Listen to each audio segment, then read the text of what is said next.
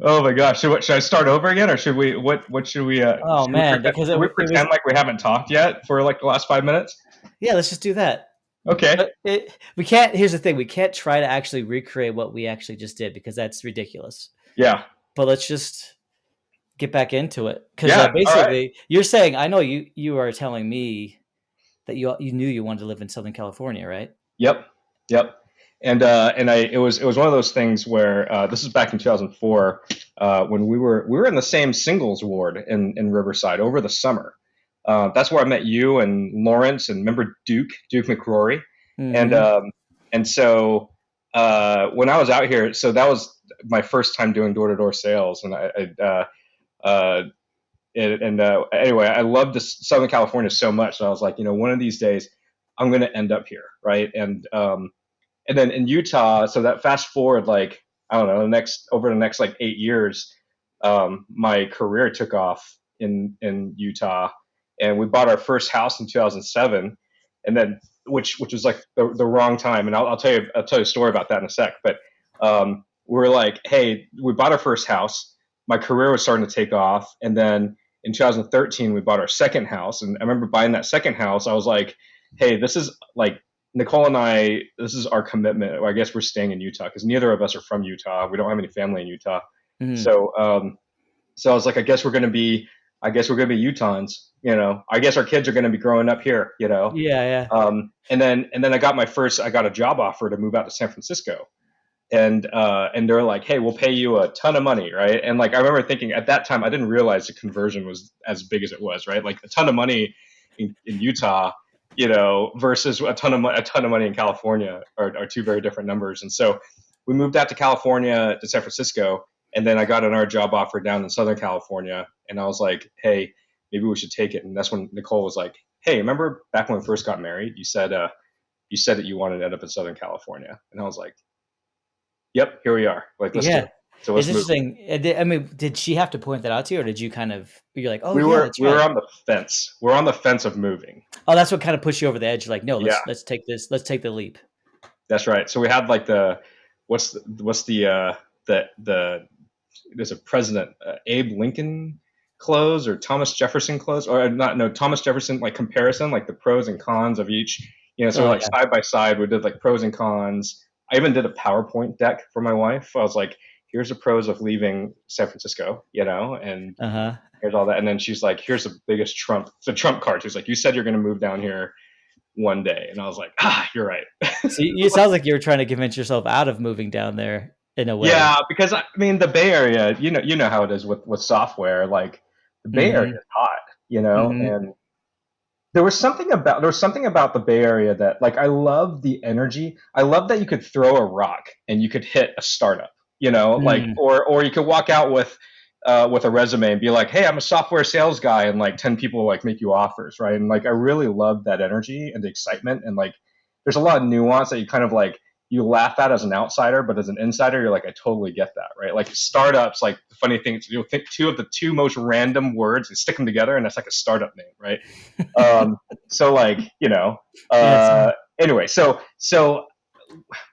the problem was with San Francisco for us was that in order for us to be able to afford to live in San Francisco, we had to live like 45 minutes outside of 45 minutes with no traffic outside of town, Mm. right? So in the East Bay, and then the commute to work, like this is ridiculous coming from Utah, like where I worked at Domo and I lived in Lehigh, so it was a 12-minute commute, right, with traffic.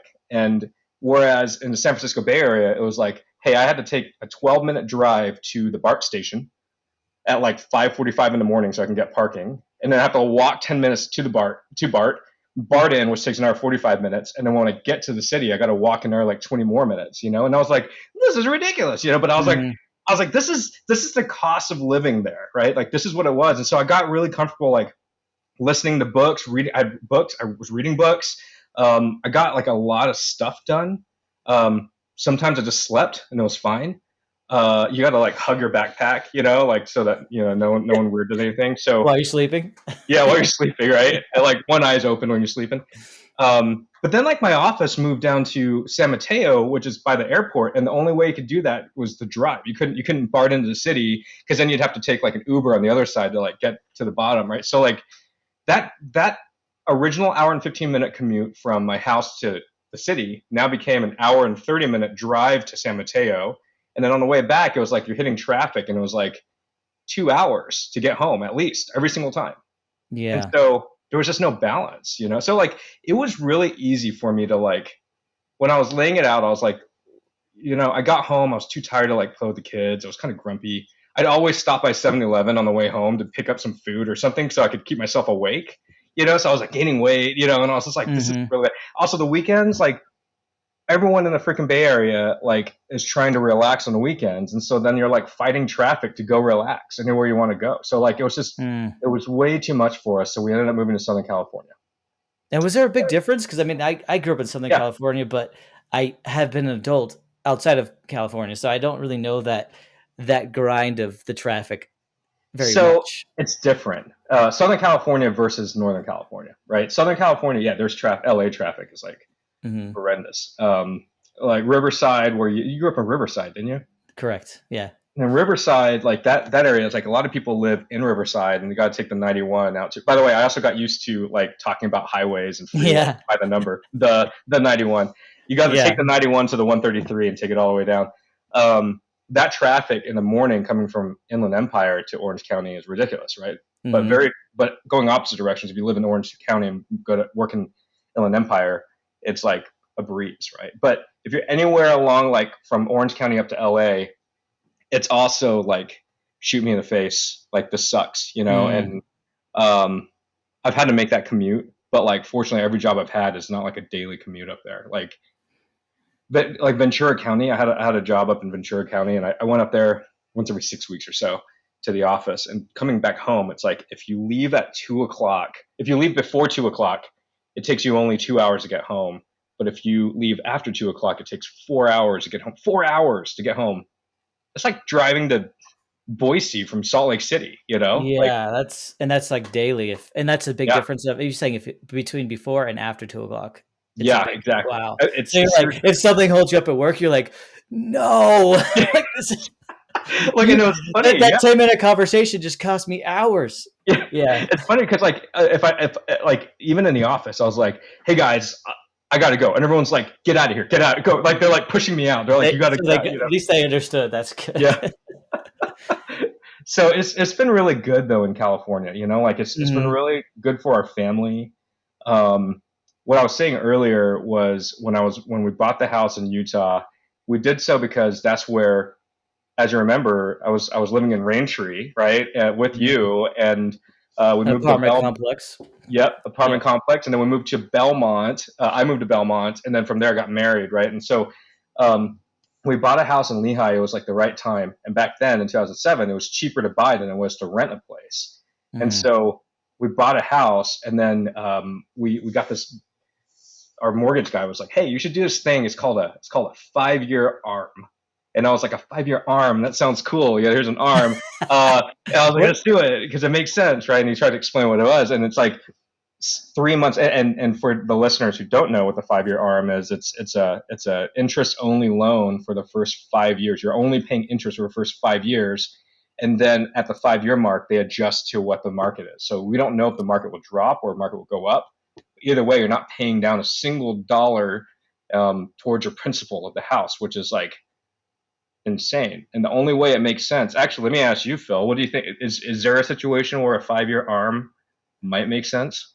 I don't know. This is new to me, actually. So, well, my question for you, though, first is once the 5 year passes, is it whatever rate it gets to? Does that become a fixed rate or is it variable A from there? fixed rate at Okay, that but point. it's all based on where it's at. Yeah. So Oof. it could go up or it could Yeah, go down, but we don't know, right? but that's a really to me that seems scary. The unknowns there, but it could end up really good, or it could be like, oh dang, that wasn't worth it. And I feel like at the same time, if you're only paying interest, you're not bringing down your principal at all during that 5 years as well. So that's not really going to help you either. It may No. seem good for those 5 years. That's a sweet 5 years, but you're not really helping yourself, is in my opinion. But what Yeah. was your experience? That's exactly you're right. I mean, it was the first like so I think our monthly payment was only like $600. Like it was like Yeah. super cheap, but it was 100% interest, right? And so like Yeah. the only way it made sense is if we knew we're going to flip the house and turn it and sell it within the 5 years, right? Like even a Mm. mortgage guy was like, dude, you don't want to take the gamble of seeing what the rate's going to be in 5 years, right? So he's like, if you're planning on selling it within 2 to 4 years, like do this. But So you this do is the a math. 2007 though, right? Yeah, exactly. So exactly. So it's like so it was like call it $600. Let's just say let's just say a market didn't take a crap on us, right? And it Mhm. was like $600 a month times 2 years, right? I can't do the math on that. 600 equals 6,000, 12,000. We're paying about 12, 13,000 something dollars over the course of 2 years, right? Yeah, 72, so $600 for a year is $7,200 in a year, so times 1440, right? So yeah, $14,400 for two in 2 years. years, yeah. And then, but if the house value went up by 30 grand, right? Then it's like you quickly made $15,000 while paying a very low monthly payment, Yes. right? So I It's a think, great thing if you're gonna sell, like you said, in 2 years, and it goes yep, up in value.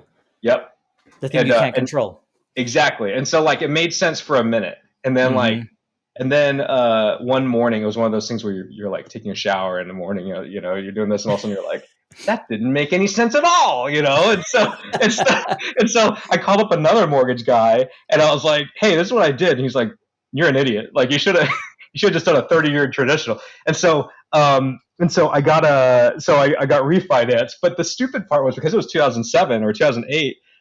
He's like, the money that you put down $40,000 on a $200,000 house. He's like, you paid 20%, so you're not paying mortgage interest, but now the value of the house is only worth 160 grand because the market took a dump. So now you Yeah. got to pay, mortgage interest. And I was like, crap. You mean that you had to get the private mortgage insurance, right, at that Yep, point when you that's right. refinanced? Oh, I see. What a bummer. Yeah, it was a Yeah. bummer.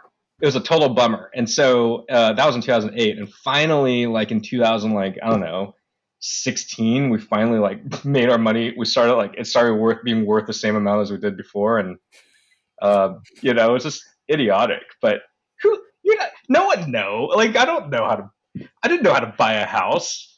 Oh, yeah. I didn't even ask my parents about it. I was just like, I got a 5-year arm. It made sense. 5-year arm, Yeah. So I don't know. So It's, then, like, the question I have is, were you renting it in the meantime? Because you yeah. didn't sell till 2016, and you end up moving away in We 2000. didn't sell till 2 months ago, like Oh, 2 2021. months. So Oh, wait a minute. yeah, Oh, okay. yeah, we Okay. just barely sold it. So in Mm. 2013, we'd been in the house for 5.5 years, and our family was growing, right? So we had 2 kids at the time. We have 3 now, and the 2 kids, in the townhouse, we're just kind of getting kind of claustrophobic. Like it was just kind of small. So we're like, let's buy a house, and so with a yard. And interestingly, back then it was all about, to me it's all again, buying. I'm a sales guy. Like making purchasing decisions and like wheeling and dealing is like kind of a game, and Mhm. so we're like, all right, let's look for a house. And all the houses that were, it was funny, it was like I was choking when Nicole would be like, hey, look at this house, it's like 385,000, and I'm like, oh, that's like way too much, right? But like looking back, I'm like, if I bought it, it'll be worth like 600 now, but Yeah, yeah. um, but anyway, we saw this house that was like marginally more expensive than the townhouse, but it had a really big plot of land. It was a model home in the community right next door to the townhouse. It was like a 2-minute drive from our townhouse, and the model home, interestingly, it was not one of those model homes where they like deck it out. It was like the opposite. They're like, this is the base model. This is what you get for your Okay. money, right? It wasn't nice, right? It just had a big yard. And so it was a landscape yard, which is important to us, right? And Mhm. so we saw it, and it was on the market for 30 days, and they dropped it like $10,000, right? And I was like, this is our chance, right? Like they're desperate. It sounds like they're desperate. And so we walked through it, and we're like, we like the house. We don't love it. It's got some good bones, a lot of space. It's like a 3,000 square foot home, which was like huge compared to what we had in the townhouse. And so I told Nicole, I was like, hey, let's make an offer for it, but let's lowball it, and see what happens. And our mortgage guy, or our realtor, was like, are you sure you want to offer that little? And I'm like, I mean, yeah, you know. And he's like, okay. So he puts the offer through, and like within like 2 hours, we get a counter offer back, and they're like, hey, we're really interested in this, but you got to raise the price. and we're like, no, like we want this price, because Hmm. what's the worst thing to say no? And so we went back and forth with our realtor, and like I think we ended up raising it by like a nominal like 5 grand or whatever, right? And then they accept it within the hour, right? And then like later on, like the realtor was like, dude, I can't believe you did that. He's like, it totally worked out. He's like, dude, you know why they bought so quickly? Is because they bought another house in contingency. They had to sell that house to get into it, and they needed to sell it within 10 more days. Like they were screwed. And I'm like, why didn't you tell me this earlier? Because then I would have offered even less, And Yeah. Well, it um, sounds like he might not have had your best interest in mind. Like I it's know. kind of funny that he's like so surprised. It's like, isn't this what you do, bro? I know. That's your job, man. Like that's so hard to find. Like because you don't really know until you work with someone, and maybe you learn in retrospect. Like, oh dang, I didn't realize that they were as bad as they were, or maybe you realize, oh, they actually were better than I thought. Because when you Yeah. start to learn more realities, but kind of seems like he wasn't the best. Yeah. And the thing was like he was young. Like I actually, we're friends on LinkedIn. He actually moved to the software industry afterwards. He was young. I Ah, think he was probably, I don't know, maybe 3 or 4 years younger than I was, and it was his first real estate gig. okay. Um, so I think he was like the junior rep. Like I think he was I don't know how real estate works. I think he's like attached to like a more senior. Yeah, I think that's pretty common. Like they kind of get the advantage of having being part of a brokerage, and they may give them part of their commission, but they get their help. Like, hey, can you help me maybe with the Yeah, paperwork or figuring things out? So yeah, maybe that's what it was. yeah. Whichever case is, we sold the house. We ended up buying the house, and then we had to sell it to move out to San Francisco. So we Mm. turned around and sold it because we talked him down.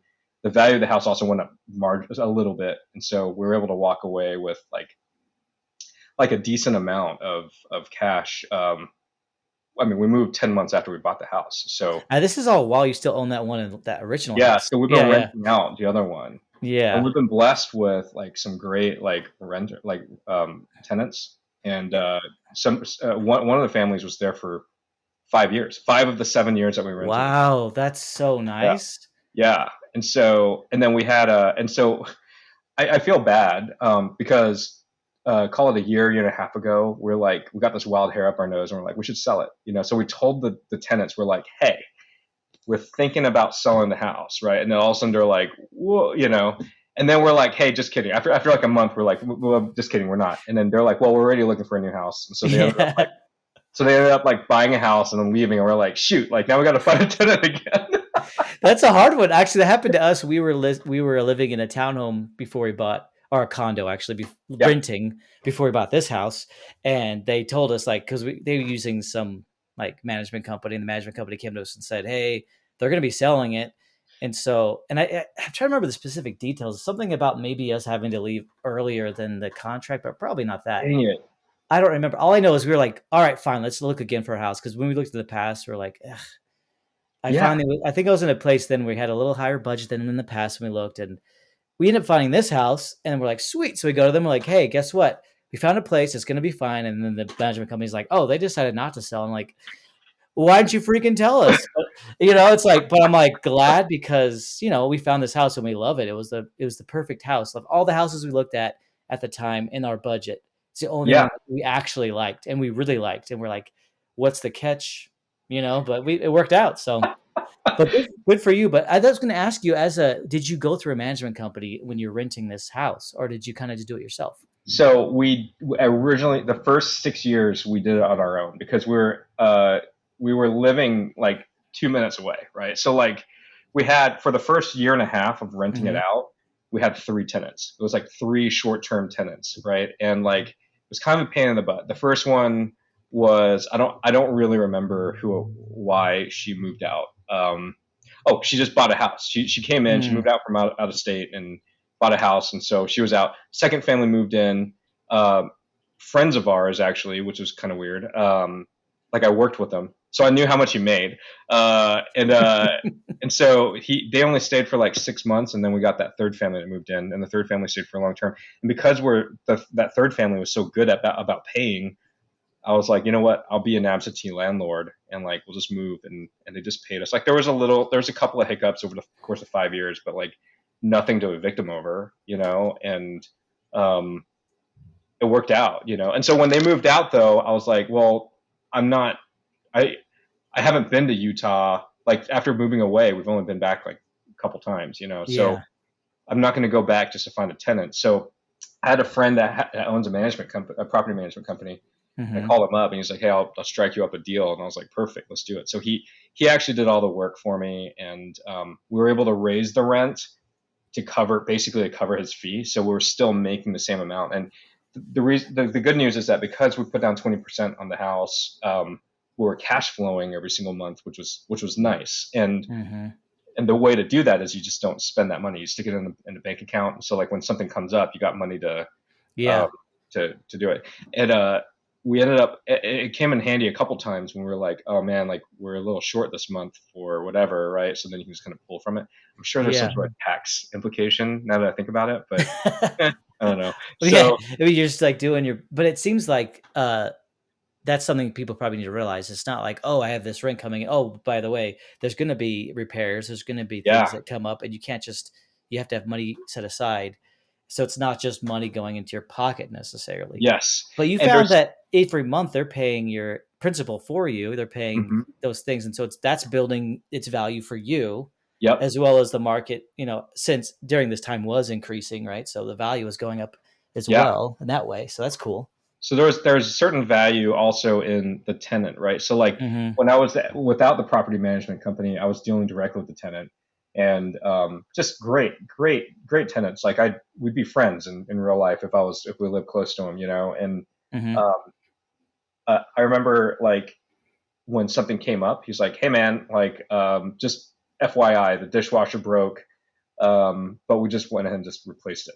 And I was like, "Oh, that is like unheard of." Well, and then at that point, I was like, "Look, I'll pay for it because it should be my responsibility." But the Hmm. fact is, they paid for it, or hey, FYI, the paint's chipping off over here. I just went ahead and repainted it for you, or whatever. Like having them do all that stuff was like, I mean, it was so low maintenance for me. I just paid for like when the AC went out. I Hmm. did that.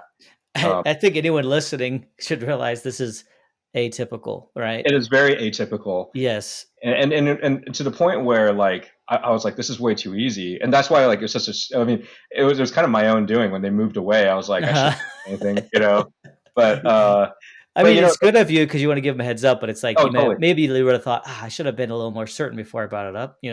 Yeah, and the other thing too in Utah, I don't know if it's a common practice in Utah, but in California, you raise the rent. The longer someone stays there, you continue raising the rent, which is not normal to me. I thought that was weird. I don't know if that's. Did you have to deal with that at all when you were renting from the condo? Not the, I was only there for like 10 months or a year, but Okay. I remember being in an apartment for 5 years and the rent being raised at a certain point. I think that's pretty normal. I'm pretty sure I think that's normal, and that's the It one that, I must don't be. know. Yeah, Yeah. I don't know, right? So like, and so after like 3 years, Nicole was like, "Hey, we should probably like raise the rent to like market value," and I was like, "But I don't want to like lose our tenants," Yeah. So we It's made a conscious decision not to raise the rent. So like, by the time they left, I think it was a good deal all around because like our taxes only rose like marginally, and Mhm. so it wasn't like we're paying any more really for our mortgage. So we're like, you know what? Like, let's just keep a good thing going and let's not raise the rent. Because here's another thing too. Like, if you threaten to raise the rent and they end up moving, then like that 1 month of the house being the property being vacant, like It's you worth a lose lot. however many hundreds of dollars or thousands of dollars if you're in California. And was it worth it for a couple months? Yeah. No, That's the no. calculations, right? I mean, Yeah, that's a really good point. The question is how easy is it to get great tenants again? If they're that great, then yeah.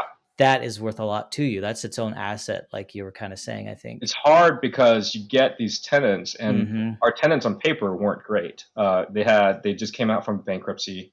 They just moved here, But the reason why I took them was because I met them.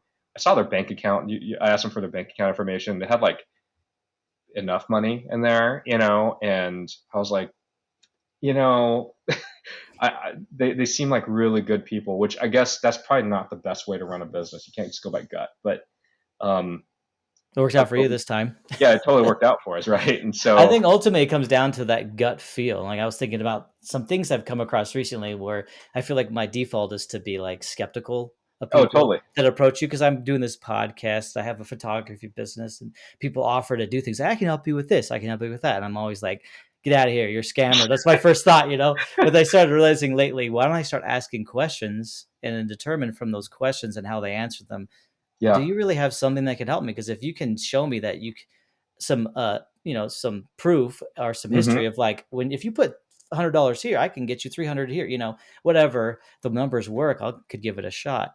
So Yeah. it's asking those questions, but then ultimately someone could be throwing you a bunch of fake numbers, and you got to go to your gut. That's kind of your last test, I think. Yeah, and that's 100% what I did was just the gut, and thankfully, like I said, there was only a couple of times over the 5 years I'm like, they didn't pay me they didn't pay me rent, and then they like caught up on it like over the Yeah. next month or whatever. And also the other thing for me, the reason why it worked out for me was that living in California, all of a sudden my income had to increase for my cost of living. So I think I was only paying like $850 for my mortgage over at the townhouse. And so I was like, what's the worst? At the very worst, if they don't pay, I'm only out $850. Like that's the worst. And it's like Hmm. I've already saved up over the course of however long they're there. I can cover that in the savings I got from the rent, in that bank account.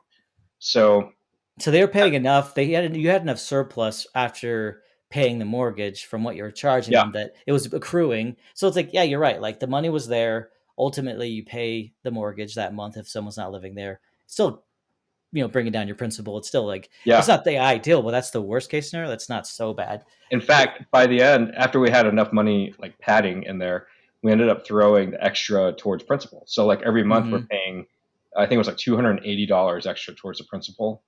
And so it was really fun after, I mean, by the time we sold it, so we had the mortgage for almost 15 years. So like now the principal was a lot larger of a percentage than it was before. So it was kind of fun to see like every time I checked like the balance of our mortgage, which was not very often, like once every few months. I'm like, hey, like we're making a difference here. Like we're Oh, you, getting you mean the percentage going towards principal was yeah, increasing and it started to kind of maybe ramping up. You're like, oh, this is that's because right. in the beginning you're like, dang, so little goes towards. It's all like Yeah, it's so much towards interest, and then slowly over time that percentage towards interest goes down and the principal amount goes yep, up, and you're paying the same amount every month, obviously. But yeah, that, and it totally was like just it was fun to see it. It was oh just yeah, really that's fun. cool. That's cool. Yeah, yeah. So, what would you say ultimately you like learned from the whole experience? Like, if you were to go back, would you do anything differently? Obviously, things worked out and you learned things, but Yeah, I would have. Um, Hindsight's 2020. sure. Um, I would have kept the second house. We had to sell that second house because we did the um, I did the math on it, and I was like, well, because I didn't put down 20% of the house on that one. I only put down like Hmm. um, I forgot how much to put down on it. It Hmm. doesn't matter. It wasn't enough. But Hmm. the what I had to charge in rent would barely cover the mortgage that we had to cover. And I was like, that means any problems that arise, we can't cover that, right? And I believe we had to pay for a gardener. I don't know about that, right? So I was like, if you're paying a gardener $100 a month to come and mow the lawn and do this and that, I was like, that puts us over, right? And so we're actually losing money every Hmm. single month. I didn't know that freaking the software industry in Utah would explode over the next 6 years. And because if I kept it, um, we would have made, like, if I sold it today, it'd probably be worth $300,000 more than I paid for it. Hmm. But Yeah, I didn't know. like you say, you know hindsight, right? yeah, yeah. Yeah. Plus it was I didn't need the stress, right? Like I didn't need I couldn't handle the stress. And so but again, like if I did anything differently, I might have, maybe I would have seen how I could have, like, I don't know. I would have seen if I could have made the monthly payment a little bit lower, so I could have, like, feasibly, because like you read Rich Dad Poor Dad, and Rich Dad Poor Dad's all about passive income from Hmm. like rental properties and stuff. And so I mean, I have a friend that owns like six properties in Utah. Just kind of as like a final thing, I'm curious, or I have a thought is, so you were talking earlier about the Yeah, arm mortgage, and yeah, obviously if you went back and you could talk to yourself, you'd say, hey, here's some things to consider. You should probably do just a traditional, because now mortgage or whatever. But I'm a big believer that mistakes are a good thing.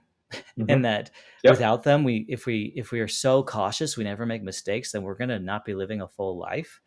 And I've Yeah, been so risk averse so long in my life that like until recently I realized I need to stop being so afraid of taking risk and see what great things I can actually accomplish. it's Do you true. how do you feel about that idea? It's 100% true. And as you know, when we first met, it was because I took a job selling door to door in Hmm. Riverside, right? Hmm. And like risk was very low when I was in college. Like I remember in college, I remember looking at my bank account and being like, got 450 bucks in the bank account. Like I'm going to Del Taco tonight, boys. Like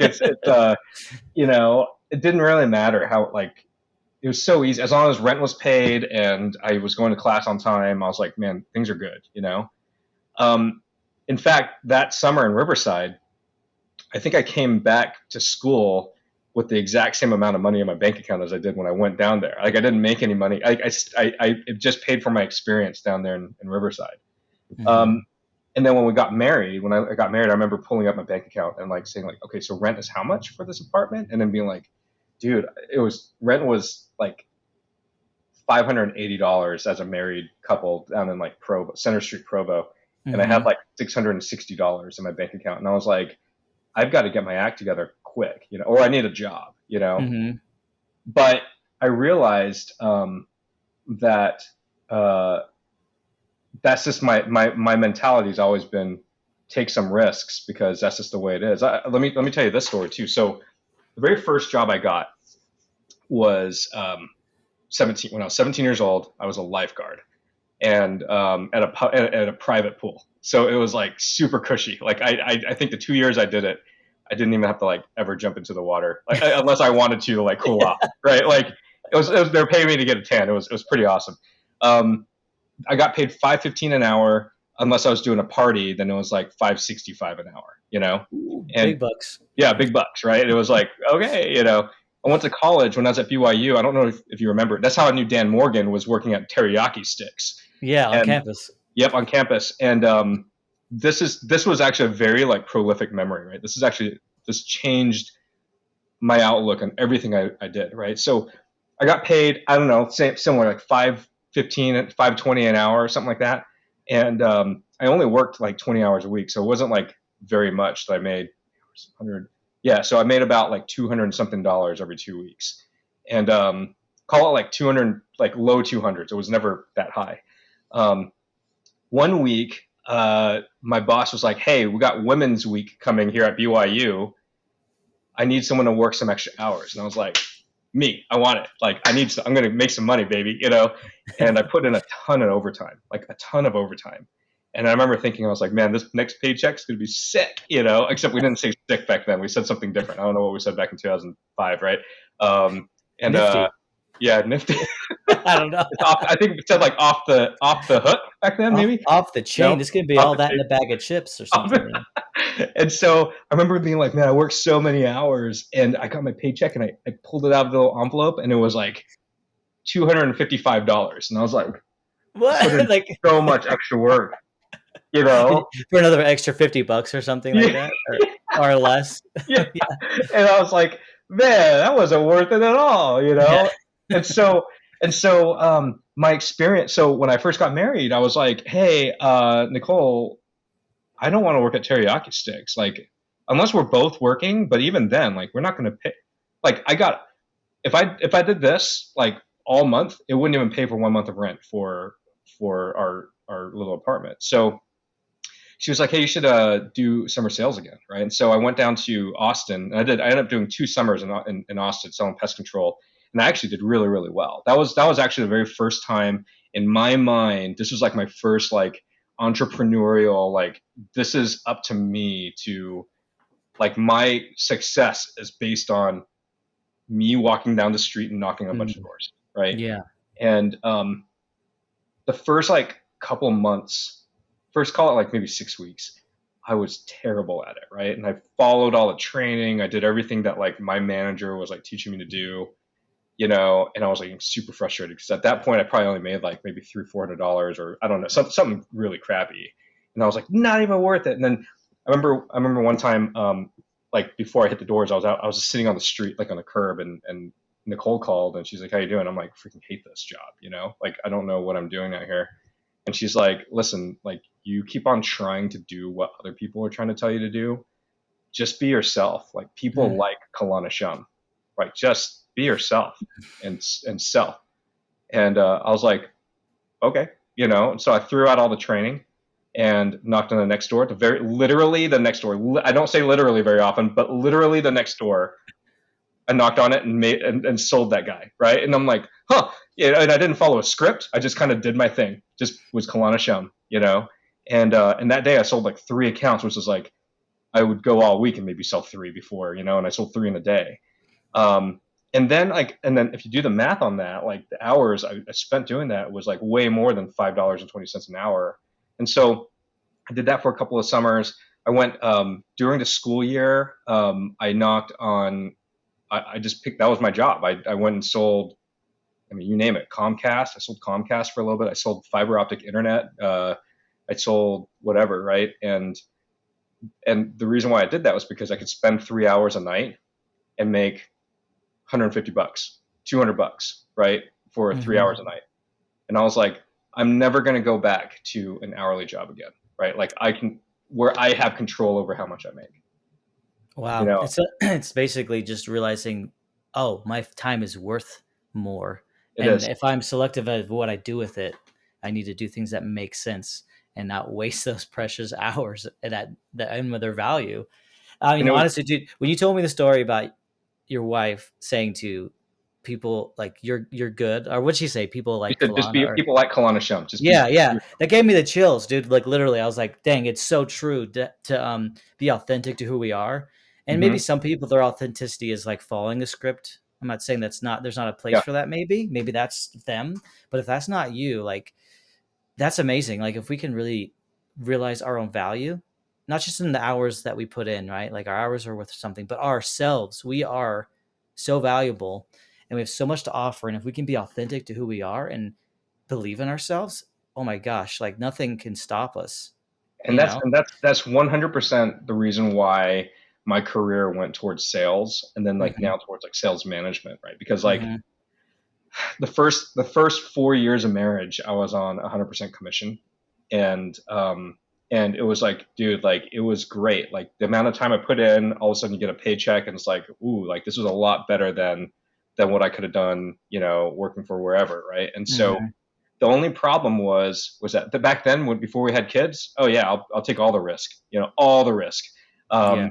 And then we had our first child, Paxton, and I was working at a company called No More Mortgage, and it was a call center. It was a 2-step close. It was like I had to call a bunch of people and like qualify them, and then I'd pass them off to a closer basically. And we had to like we totally followed a script back then, which is contrary to what I just told you earlier. I was really good at reading that script though, which is why I was successful. But the paychecks I was getting at that job were, I've never made more. I take that back. Up until that point, or for 10 years after, I'd never made more money in a single paycheck than when I worked at No More Mortgage. But I also didn't make as little money on a paycheck as I did at No More Mortgage, right? And the problem was is that I'd do the math, right, and I'd be like, all right, if we made extra money, I threw it in savings.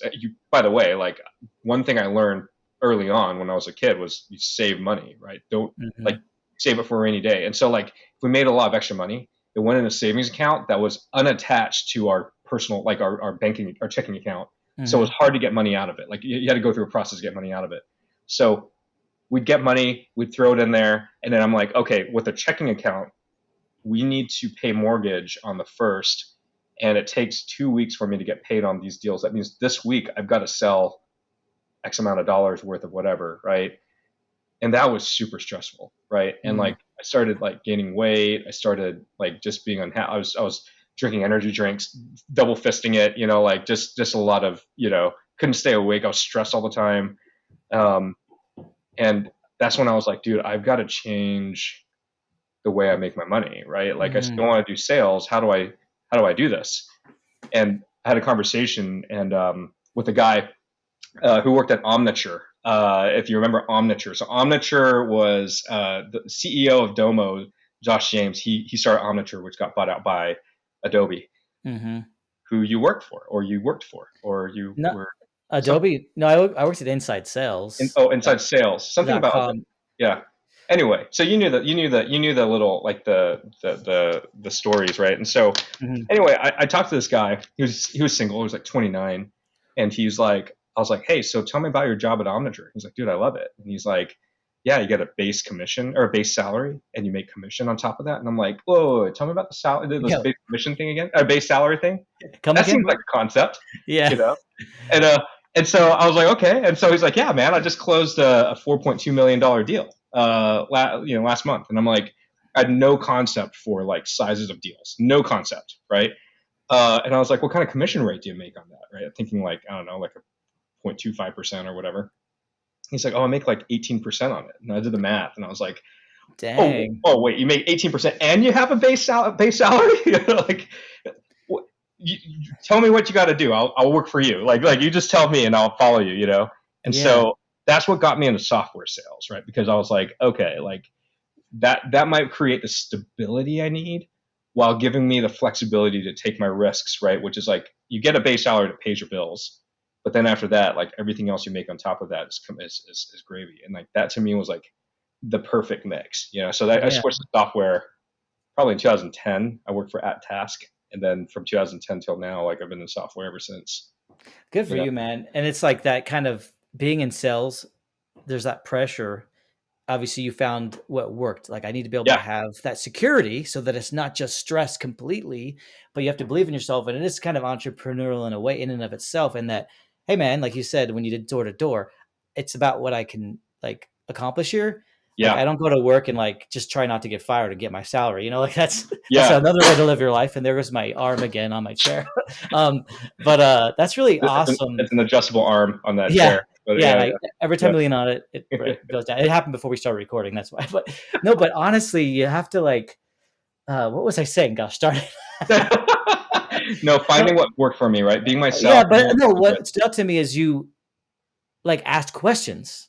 Mm-hmm. Go to people that know more than you. They're doing maybe he was doing kind of what you're doing, but at a level that you said, I want to be where you are. Yeah, How did you what are you doing to be here? And not being so stubborn or like self-conscious or let the ego get in the way and say, I don't want to be embarrassed if he realizes how low I am, or maybe I don't want to seem like I don't know what I'm doing, or there's a lot of things that go through yeah. your mind that can stop you from reaching out to someone.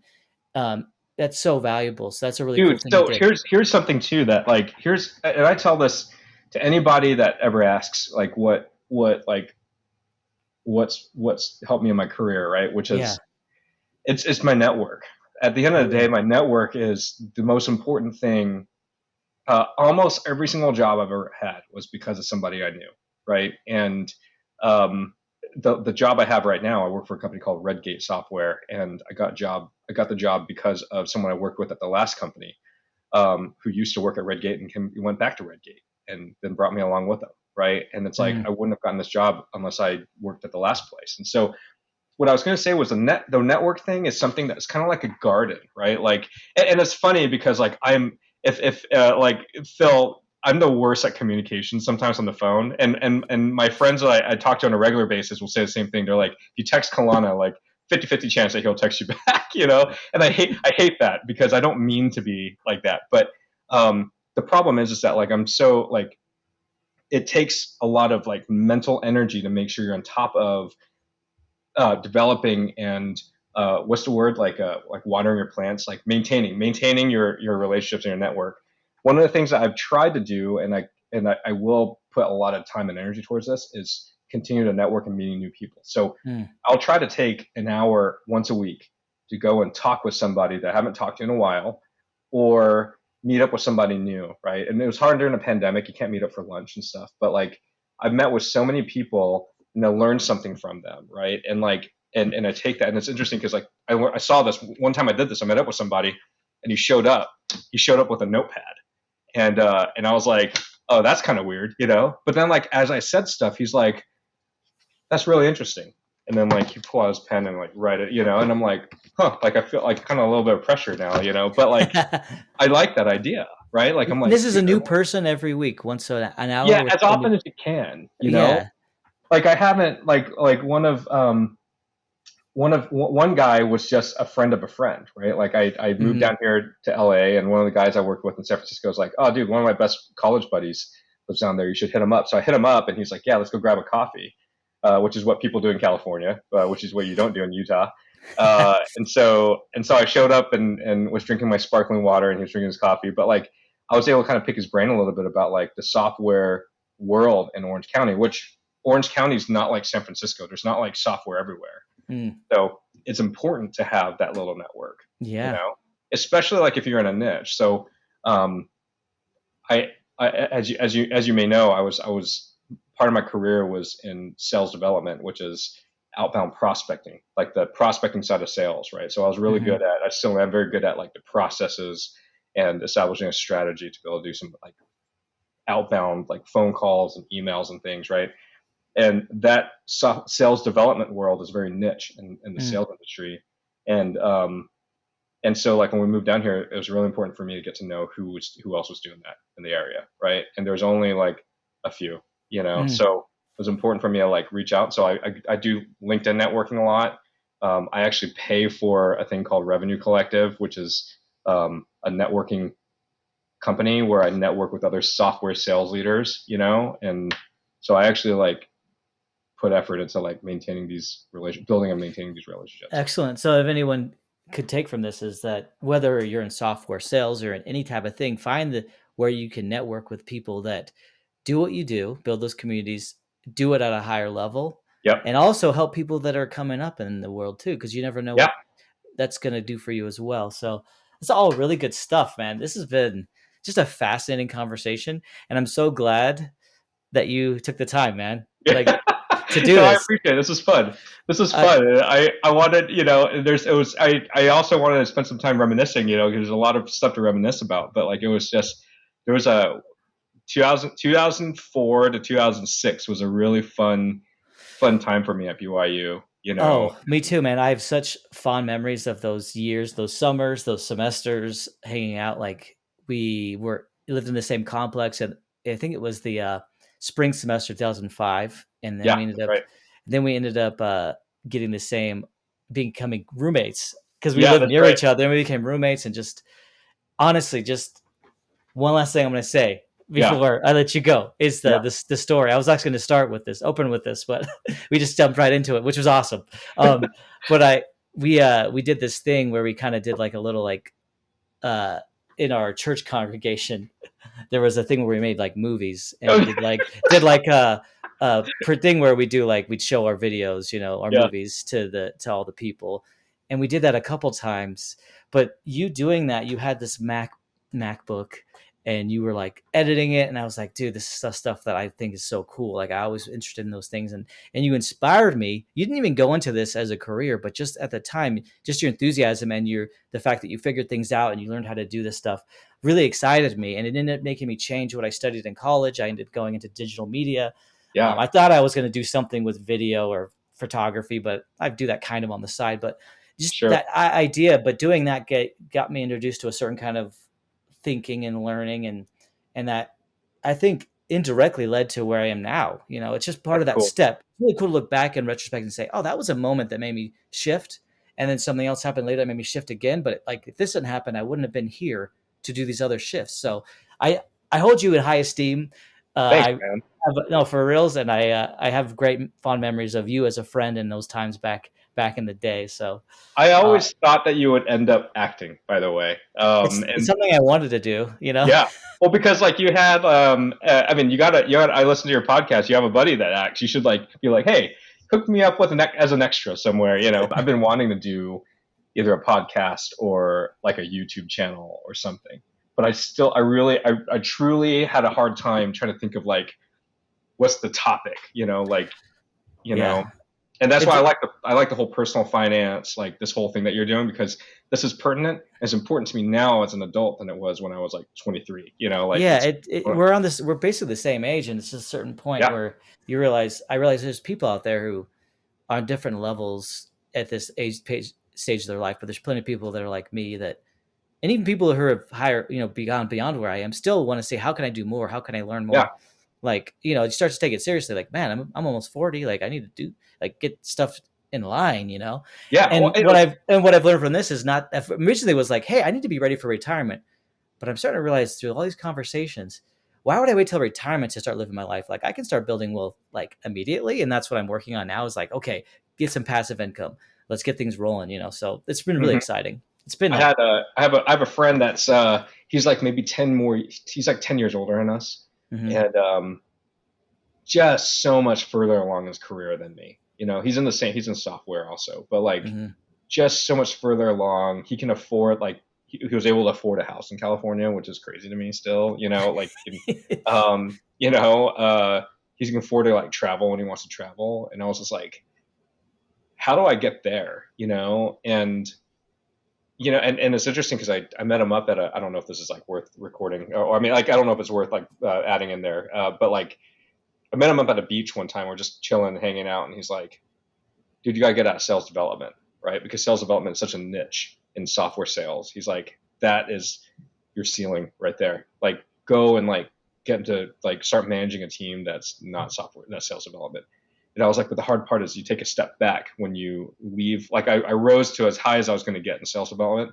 In Mm-hmm. order for me to go to the next level over to closing, like account executive stuff, I'd have to drop down a level or two, even, and then pay as well. And that was like really scary to me. And so like, but I took his advice because I mean, dude's like a lot more advanced in his career than I am. He must know these things. So That's what it takes, man, and that's yeah, smart. And man. this is stuff that's come up. What I've talked about is just like sometimes we have to make pivots that seem like can be a blow to our ego, or can be scary, or can be like a step back to in the hopes of making steps forward. Yeah, And but you get some good advice, and you say, you know what, I'm gonna go with my gut here. Gonna take the risk. So yeah, awesome, man. dude. Thanks again, Kaulana, for joining me today. It's been so awesome catching up and just kind of hearing your story and where you've been over the last decade and a half since we've really seen each Yeah, other. If anybody wants to add to the conversation, if they have questions for Kaulana about what it is to be in sales, software sales, or anything like that, or anything, you can email me at nobettertime.podcast@gmail.com. I can forward those questions to Kaulana. Hey, who knows? Maybe we can have another conversation, dig into something. But thanks for listening. Until next time, just you realize it's never too late to take those risks, to learn new things, whether you're 25 or 55, you can make changes that will improve your present, not just your future. All right. Thanks again. Thanks, Kaulana. bye. Bye.